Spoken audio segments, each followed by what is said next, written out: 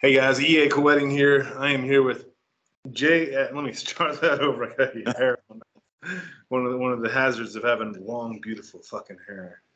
Um, hey guys, it's EA Koetting. I'm here with J.S. Garrett, and brother, you got your new website up, and this is the big thing I want to talk to you about because I can't even tell you how many of my clients, how many of my friends have been like, "Hey, where can I find JS's stuff? Where's he at? Where's he at?" And so I'm so excited that you got this up and going. Oh yeah, man. No, I appreciate it, and I'm still on Become a Living God too. We don't really get to advertise it with YouTube much anymore. Yeah. I don't know. I think I might have figured out a way around that, but yeah, I did put up my own website, jsgarrett.net. It's the same thing that jsgarrett.com was before that domain was stolen from me. And same thing Lawless Metaphysics was before that domain was stolen from me. So I mean, I've done very well at creating successful business platforms. I've just not done well at choosing good business partners. So. No, you know what? When I was a kid, I was going a kid like 18, 19 years old. I'd go to seminars from like entrepreneurs and self-help coaches and stuff. And one of these I went to was Robert Kiyosaki. He's an investor and tells you how to manage your money. One of the things that he really drilled into me, he says, your security, financial security, has nothing to do with what you have in the bank or what job you have, because those can be taken away instantly. So real security is knowing you can lose everything and within a year you'll rebuild it.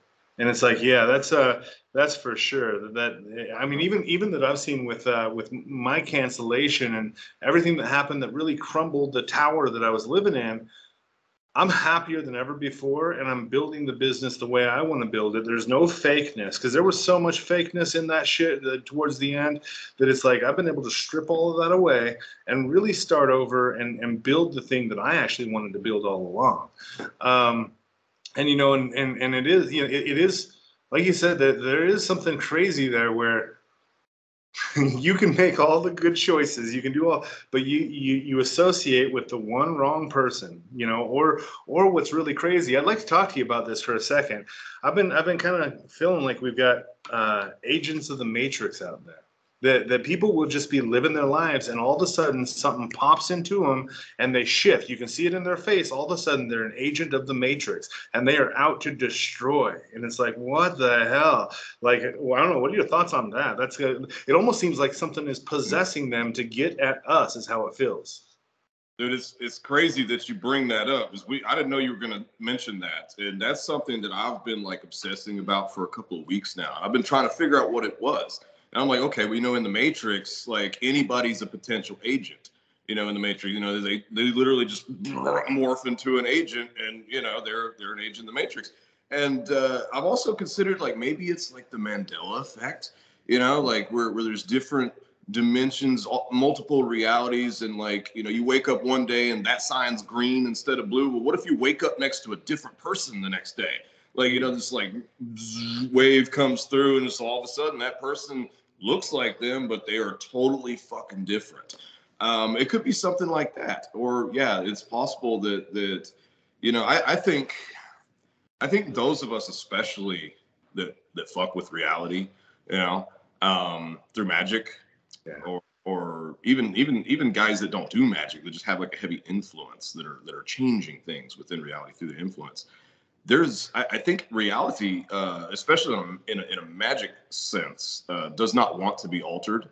That there is some type of fence system built into this matrix, and whenever you start like blasting miracles, learning how to summon demons and perform spells and do rituals to literally alter reality, that fence system gets triggered and starts pushing back against you, trying to keep you from altering reality. And that's like what I call ritual resistance, but it goes so much deeper than that. Like what you just hit on about how there's something that literally can take over people.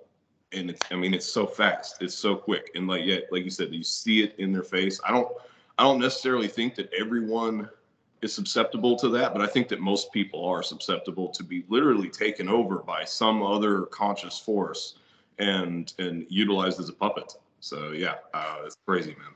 Yeah, 100%. Well, it's interesting because You described it so perfectly. Is those fences? I've never considered it that way, but that's exactly what it is. It's a fence trying to keep us inside the limitations. And it's not just, this is the bitch of it. It's not just one fence that you got to go over. You go over that fence, you break through that fence, you learn how to make different things happen. New rules open up to you that you can now take advantage of. But in order to break that fence, in order to get through that barrier, the whole world literally turns against you. Whether that's however the world needs to turn against you, it does. It is trying to get you to do one thing and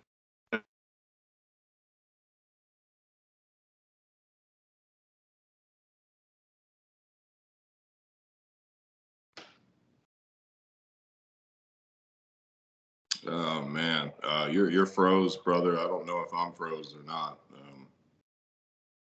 Just kind of waiting on it to unfreeze here.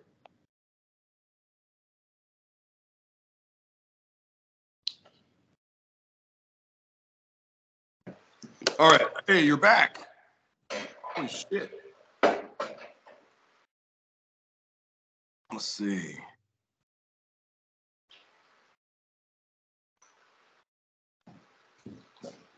okay, all right. Bro, it was Plugged totally in my internet, so hopefully that'll help us out. Yeah. I mean, I could still see myself moving around, but you were like totally froze there for a minute. I was just kind of waiting on it to come back. You were right mid-sentence. Oh boy! All right, let me start that over. Then is that those fence systems, those walls, they are like barriers. People say this all the time. Clients and friends will always say like, I've hit this barrier. That's a very real thing. And it's not just one barrier that you hit in your ascent. You're going to hit them over and over and over. It really depends on how much you're charging through the battle, how much you're actually like charging into your ascent. Because I know you and I, we're always we're crazy. Like we're not just trotting along like most people. We are freaking crazy, and so we go hard as we can, and because of that, we hit these walls pretty often. But I have seen like when you go to push past these fences, or you go to break through the fence, you do. It's almost like you have to learn how to give up certain things. You have to learn how to like lose your attachment to things, because the whole world does just turn against you. Your friends turn against you. The people that are closest to you that you look at for the entire time you know these people. You're like, this person will never betray me. And then as soon as you cross that fence, boom, those are the exact people that turn and betray you. And it's like, whoa, it is nuts. And I've seen it not only just with the way people interact with you. I have seen at one point, the first time I became aware of this, I was like 20 something, living in Wisconsin, and I was going for nightly walks to the cemetery. They had a Masonic section of the cemetery that had a pylon right in the center. And so I'd go and I'd just look up at that. It had Masonic symbols and then pentagrams on it. And so I'd go and meditate there and raise energy there. And one time as I was walking there, it went from a perfectly clear day to all of a sudden it's stormy. And the next thing I know, I've got icicles coming out of the trees. I mean, just like daggers falling out of the trees. But they're not just falling, the wind is pushing them towards me. And so I start picking up my pace, and I'm like, okay, don't go crazy here. This is just weather. But it was it got to be very clear. No, the lower world is trying to take me out. And there are a lot of times that I can see that's happened in my ascent, that I'll hit these walls, and it is like the whole world turns against me. I often find in those moments I also start getting really self-destructive. And then if I'm able to survive the process, I come through, and it's like a whole new reality. Like my eyes are open to everything. I can see all the shadows that I was ignoring before, and then I do feel like I'm awakened to my potential. But that fence is a bitch though, like because it's not just that one person turns against you. It is like the whole world turns against you in those moments. Yeah, and that feels too in those moments. And it's yeah, I mean, you described it pretty perfectly there. And you got to wonder, some of these people that like come into your life and they seem so trustworthy, and like like you said, anytime you look at somebody like, oh, that person will never betray me, that'll be the motherfucker that does, the one that's really got you. And as far as giving up attachments to get through the fence, I've definitely had to do that. pretty much everything that I was attached to has been stripped away from me. And you know, it almost killed me. You know, whenever my wife split with my kid and all kinds of craziness happened a few years ago. It took me a long time to get over that. I started drinking a lot. You know, it's like I would wake up and I'd do my responsibilities and do my consultations. If I had like ritual work to do for somebody, I would do that. And it's like, okay, I'm done working now. It's time to get wasted. I just want to get the fuck out of this reality. I drink until I passed out. I did that for a long time. And you know, I had to kick myself in the ass a little bit. Like, okay, you know, you're letting the Matrix win here. And yeah, it's like once I did come through that, I don't think I actually came through it until the day that I signed the divorce papers. It was like, or actually the next day, the next morning. It was like I don't know. It was like it was like I made it through some type of initiation or something. Like a really intense spiritual experience, specifically with Belial, and gave me like the next key to my next step in my path working. Like some crazy, totally new shit. I've never talked about it. No one else has ever mentioned it to me. Like this came straight out of the ether, you know. And I'm still like working with that and figuring out how the mechanics of that. But yeah, it's a whole new reality now. And I literally, you know, I have a cat that I like pretty good, but you know, I love my friends and my family. I've got some damn good friends like yourself that, you know, have always stuck by. Well, several people have betrayed me, but it doesn't, you know, everybody hasn't, you know, like I've got some damn good friends and some close family members that I, you know, love and attached to. But as far as like baggage or anything that couldn't just, you know, grab my rifle and my backpack and take off out into the woods and never come back, I have attachments. You know? So Yeah. Good. Yeah, no, it is. No, that it is when you start feeling like your ability to be okay, just to be okay, relies on the things that you have or the people that are propping you up or any of that. No, like you said, you do need to be. And I think every person needs to actually strap a backpack on your back and go out into the wilderness, and because for a few days, because in that few days you do start to realize, oh, like I'm not only totally okay, for me, I'm better when I don't have other people around. I'm better when I don't have the world and society. I'm better when my phone's turned off, you know, just in the actual world. Dude, it's so crazy walking around cities. Just any city. I was doing this in Vegas like a couple of weeks ago. I'm walking around Vegas and I'm like, dude, none of this is real. Like even the trees don't belong here. Like this is and most people don't actually leave the cities. There are so many people that never leave the city. And it's like, wow, that's got nothing to do with reality. That is already an artificial reality that we're living in. Yeah, never really thought of it like that. But that's definitely how it feels when I go to the city. You know, I grew up in the mountains, you know, being out in the wilderness all the time. So when I go to the city, man, I really feel weird. I feel awkward. I mean, it's cool to visit, like, you know, maybe Orlando or Vegas or something like that. But if I'm there for too long, it starts to really like mess with my mind. So that makes sense. Yeah, well, I think you and I are kind of naturally, I'm going to say naturally get. Like we get, and what that means is that we can just feel what people are feeling next to us. We can often hear their thoughts. But before we understood that these were superpowers, we thought we were just crazy or maladjusted or whatever. But really, it's like if I'm around people, I'm going to start picking up what those people are thinking and saying, and even crossing the crosswalk in any city, crossing the crosswalk. If somebody looks at me, I can feel them. I can instantly get a picture of how they're seeing me, what they're thinking about. I can feel their emotions. It's like, it's a bit much. I prefer being around rabbits and coyotes. Yeah, no, yeah, I know exactly what you're talking about there, man. You know, it was one of your books. I think I want to say it was Evoking Eternity, but you've got several of them, so don't want to be wrong.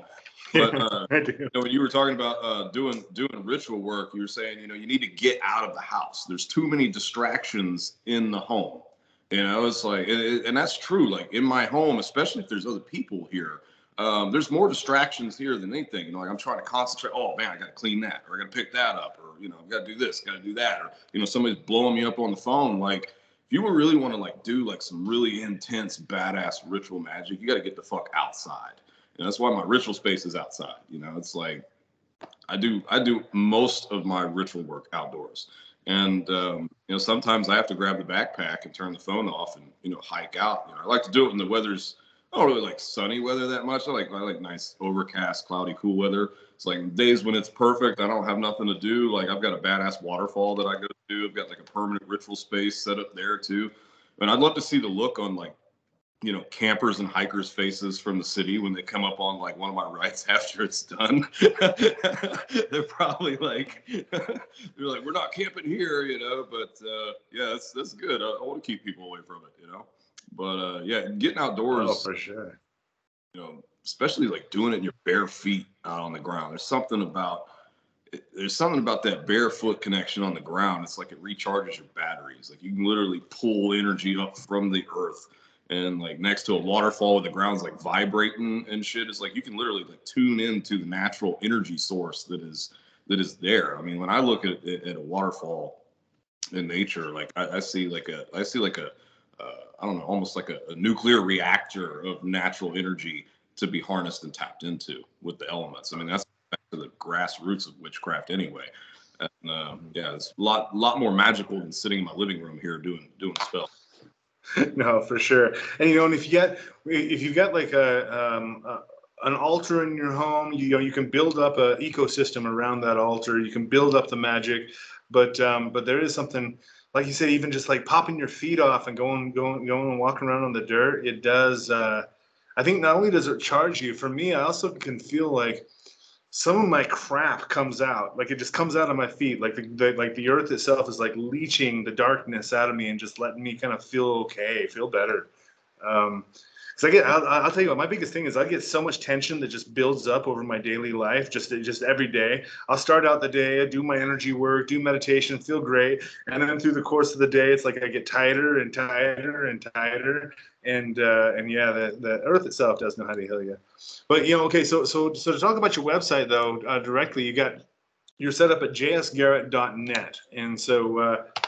Are the former websites that you've had, because you had jsgarrett.com and then you had Lawless Metaphysics, are those still active websites at all? No, actually, you know, my former business partner, I don't even want to speak their name, through Lawless Metaphysics, you know, they stole money from me from the business, and they took off, and they took me off my own website, like locked me out of everything and changed the name to Crimson Hierophant, which, I mean, that's about douchey of a name as I can come up with myself. So if you type in Lawless Metaphysics, it will come up to this fraudulent website where everything's always 50% off. There's no pictures of anybody on the website. It clearly says we no longer offer videos of our rituals because our practice has evolved, and everything's saying we and us as if I'm still a part of it. And then if you scroll down, look at the reviews, there's a whole bunch of positive reviews with my name in it from happy clients from my past. So unfortunately, people had, you know, were getting ripped off by this website under the guise of that I had something to do with it because it says my name in the reviews, and a lot of the pictures and stuff were still my shit. So I had to a video letting people know that I had nothing to do with that. No, I'm not the guy sending you mass emails. I would never do everything 50% off. Like we'd be, can you imagine putting Become a Living God 50% off everything for a month? Like we would be booked out for a fucking year, and people would be doing it because they didn't want to wait a year for the ritual to be done, you know? So that's most people's clue right there. Wasn't right about that. But yeah, I believe that fraudulent website is still up at the moment. Probably not for much longer. Okay, yeah. No, that's dude, that's dirty. That's this specifically with an industry as small as black magic is, because we're like a subgenre inside of a subgenre. That there, so much of your ability to do well in this as a business has to do with your reputation. And I mean, because if your rituals don't work, people are going to find out, and it's going to get. I mean, it's going to spread like wildfire that your shit doesn't work. If your shit does work, that also spreads like wildfire, and I think that's why you and I have done so well. But that's really dirty to hijack that reputation that you've built for being a successful black magician, and to use that for that. But this is the big thing, because I think people caught on to the wind of that shift, and have been asking about where to actually get you for your rituals. And now I'm on your website right now. It looks like you've got, I mean, a ton of radionics stuff. Have you just brought over your whole calendar or your whole catalog from previously, or are there specific things that you didn't carry over? Yeah, there were some things that I didn't carry over. First of all, I allowed my business partner to have some rituals on there. Those are no longer going to be available, and they didn't do well to begin with, which is why he attempted to steal my client base. Like, if I cut JS out, then all these people that hire him will start hiring me. I think that was the plan, but I did pretty much carry my catalog over. Built a new website called jsgarrett.net. There are some rituals that I have not listed on there yet that were on my previous website, Lawless Metaphysics. I'll be bringing some of them back, and some of them I won't. I had a new technique on there I called like the Energizer, and it was the effects of that working were almost identical to the deification rite.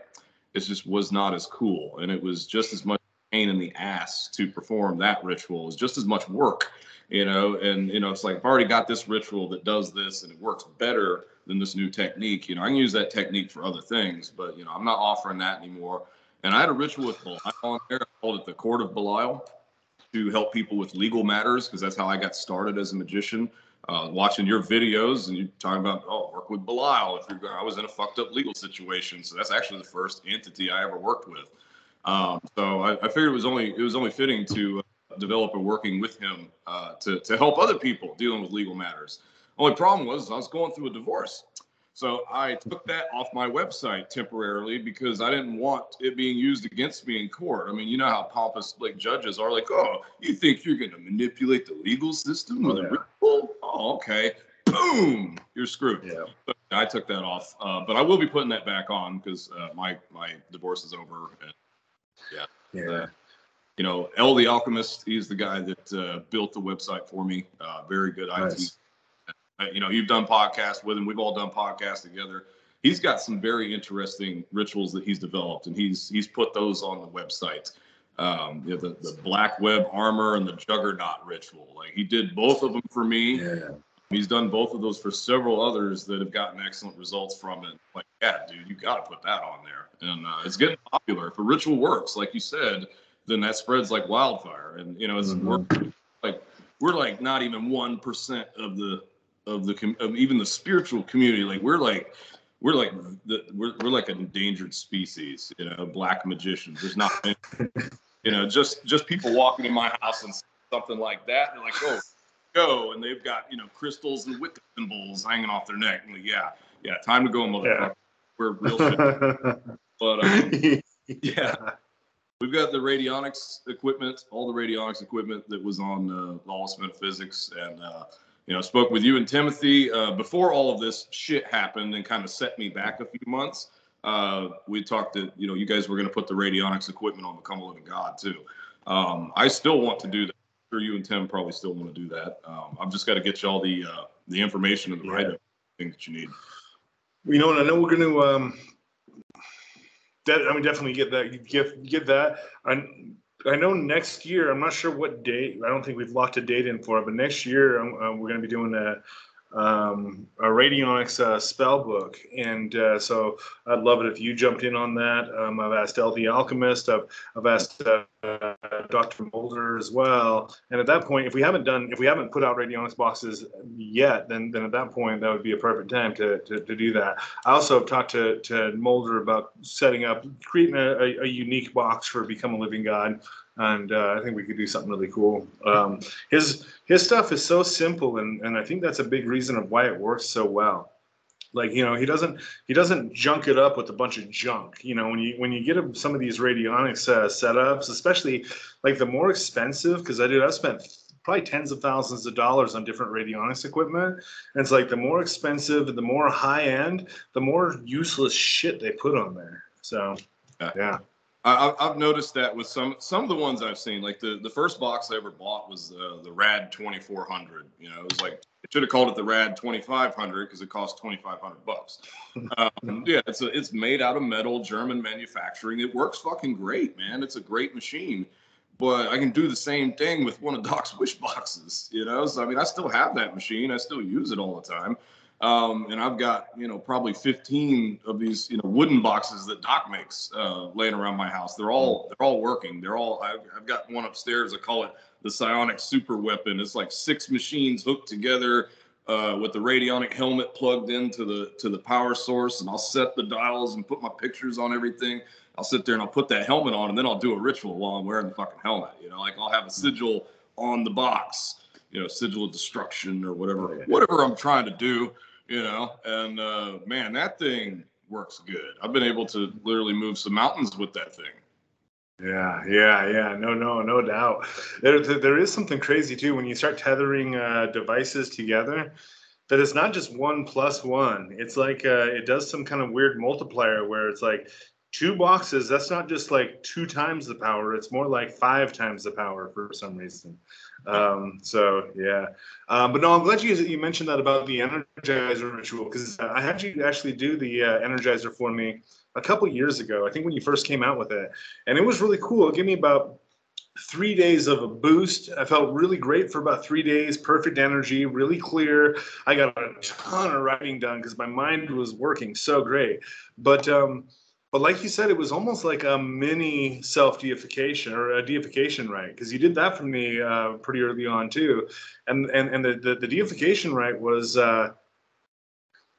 it was a lot like I don't know that I ever came down from it. Like with the Energizer, it was I came up and then a few days later it just was back to normal. With the deification rite, I went up and I never came down. So yeah. Yeah, I mean, you just described exactly why I decided to do away with it, you know, because like if I'm going to pay, you know, a lot of money to have a ritual like that done for me, I don't want to just get 3 days of benefits out of it, you know.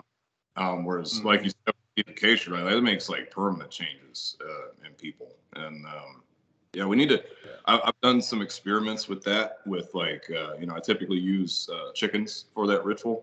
Well, you know, there's a rabbit farm down the road. I got some rabbits that are raised for meat, and did the ritual not only for myself but for a handful of others, you know, friends that I'd done it for multiple times. Like, hey, tell me the difference, you know, between a chicken and a rabbit. The difference is freaking insane. Like the energy is not only more potent, but it is like cleaner. Like it's a cleaner energy that you're absorbing, and yeah, it's totally different. And then I did it with a serpent.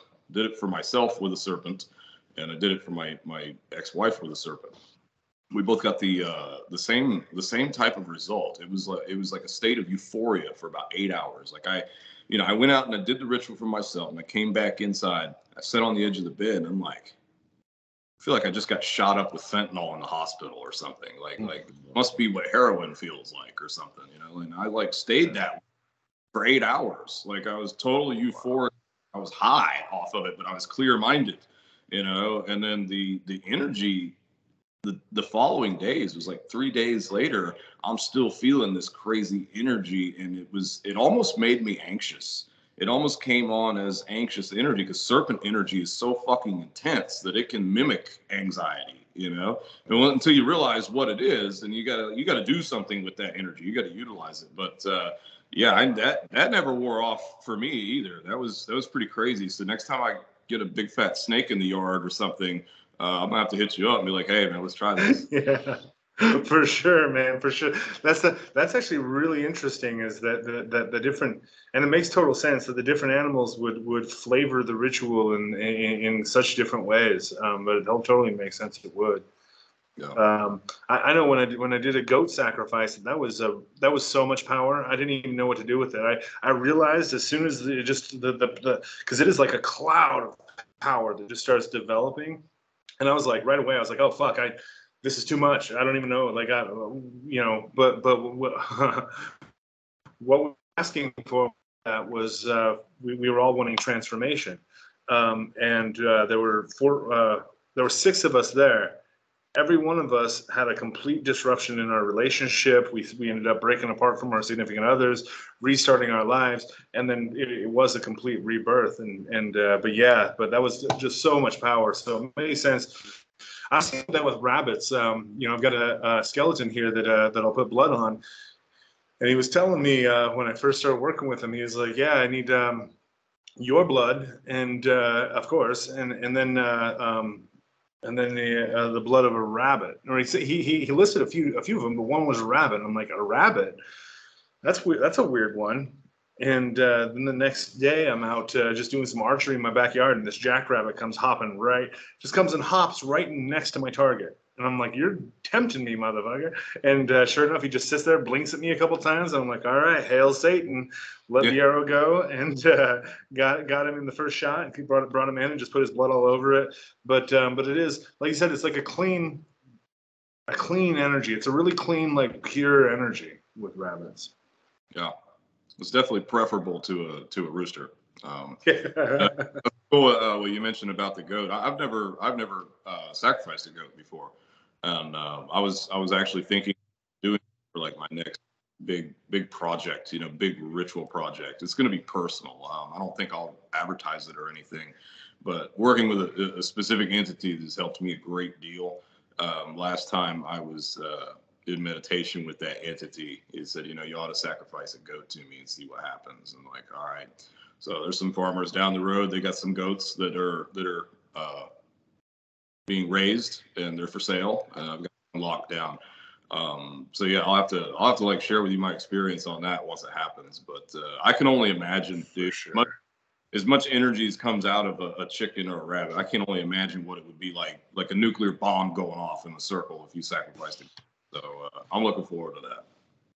Yeah, and we took that goat, just strung it up, the carcass of it, strung it up from the basketball hoop that I had in the backyard, and skinned it, butchered it, and we ate goat for probably a good year. Didn't buy beef at all. It's a really oily meat, really greasy. I